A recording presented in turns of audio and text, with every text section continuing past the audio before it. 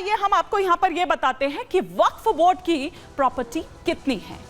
अचल संपत्ति की अगर मैं बात करूं तो 8,65,646 है। चल संपत्ति की बात करूं तो 16,713 है। प्रॉपर्टी की डिजिटल रिकॉर्ड की अगर बात करूं तो 3,29,995 है।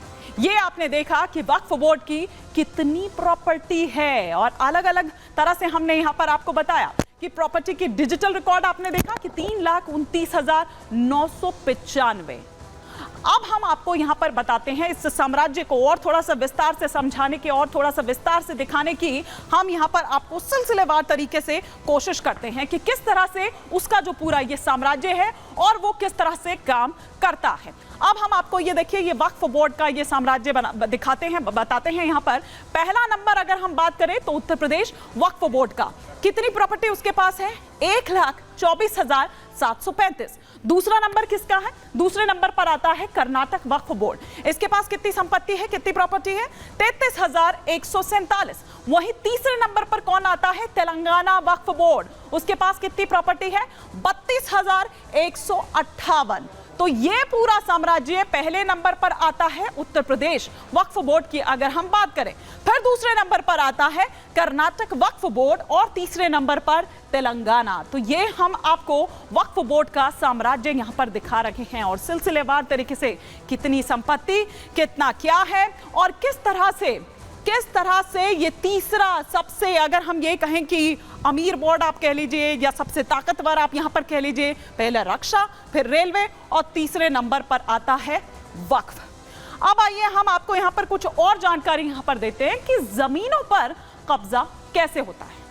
कब्रिस्तान की घेराबंदी की जाती है, अवैध मज़ारें जो होती हैं, नई मस्जिदें फिर बनाई जाती हैं, फिर आसपास की जो जमीन है धीरे धीरे कर उन पर भी कब्जा कर लिया जाता है। मतलब धीरे धीरे शुरू होता है।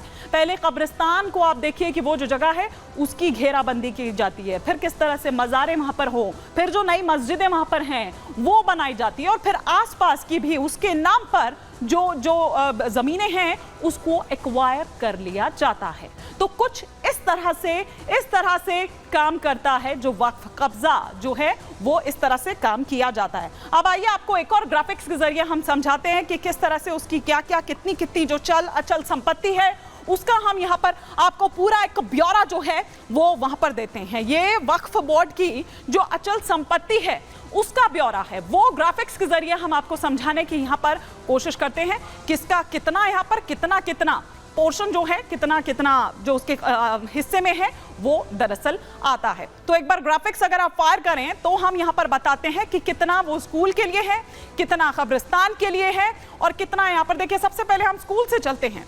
2093 अगर हम बात करें तो यहाँ स्कूल की प्रॉपर्टी।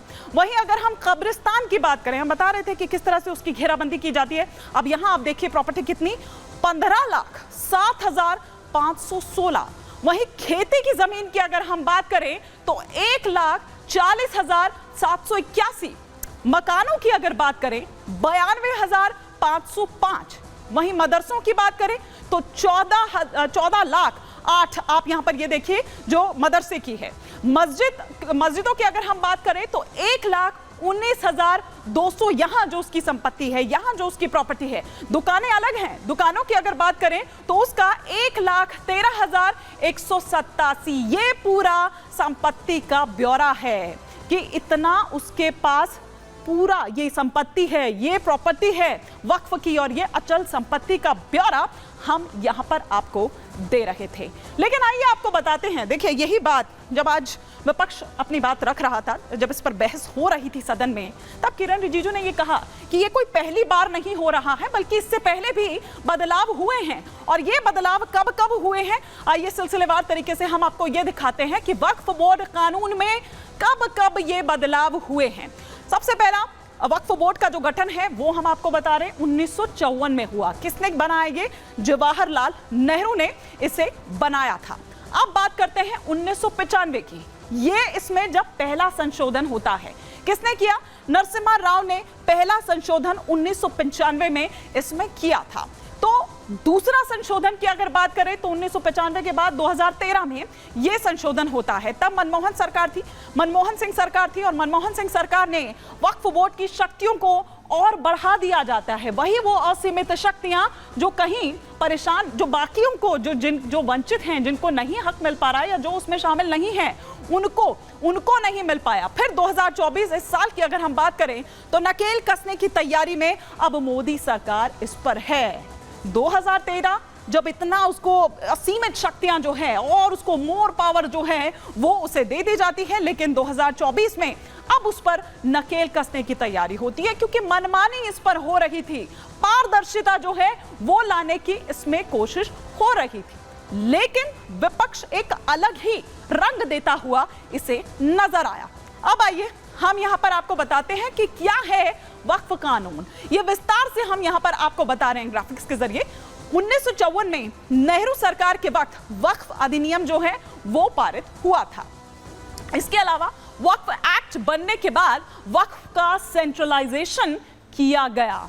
इसको लेकर भी आज तमाम बातें जो हैं सुप्रिया सूले द्वारा, कनिमोझी द्वारा उठाई गई थी। वक्फ एक्ट में मुस्लिमों की संपत्ति के रख रखाव का काम था। ये बता रहे हैं हम आपको कि क्या कानून है ये। 1954 के बाद एक्ट में कई संशोधन हुए, जैसा कि हमने बताया कि पहला संशोधन जो है वो नरसिम्हा राव सरकार के टाइम पर हुआ था। 1995 में इसमें संशोधन किया गया था। फिर उसके बाद नरसिम्हा सरकार जो है उन्होंने बोर्ड को उस वक्त भी असीमित शक्तियां जो है वो उसको प्रदान की थी। बोर्ड किसी संपत्ति पर अगर दावा कर दे तो ये मानकर चलिए कि वो मतलब ये चीज पर हाथ रख दिया, ये चीज हमारी हो गई, इस तरह की कुछ स्थिति हो गई थी। इतनी पावर जो है, इतनी शक्तियां जो है वो उसको दे दी गई। फिर 1995 के बाद 2013 की अगर मैं बात करूं तो 2013 में भी यूपीए सरकार, उस वक्त तो यूपीए सरकार में वक्फ एक्ट में संशोधन हुआ तो और ज्यादा पावर दे दी गई। मनमोहन सरकार उस वक्त थी, मनमोहन सरकार में बोर्ड को और ज्यादा ताकत दी गई, और ज्यादा शक्तियां उसको दी गई, और ज्यादा मजबूत उसको बनाया गया। और संशोधन के बाद वक्फ का दूसरी संस्थाओं से, इसीलिए उसके बाद जो विवाद है वो विवाद बढ़ गया और ये विवाद बढ़ता ही चला गया। इसलिए ये जरूरत महसूस हुई कि इस पर कंट्रोल करने की जरूरत है, इस पर नकेल कसने की जरूरत है।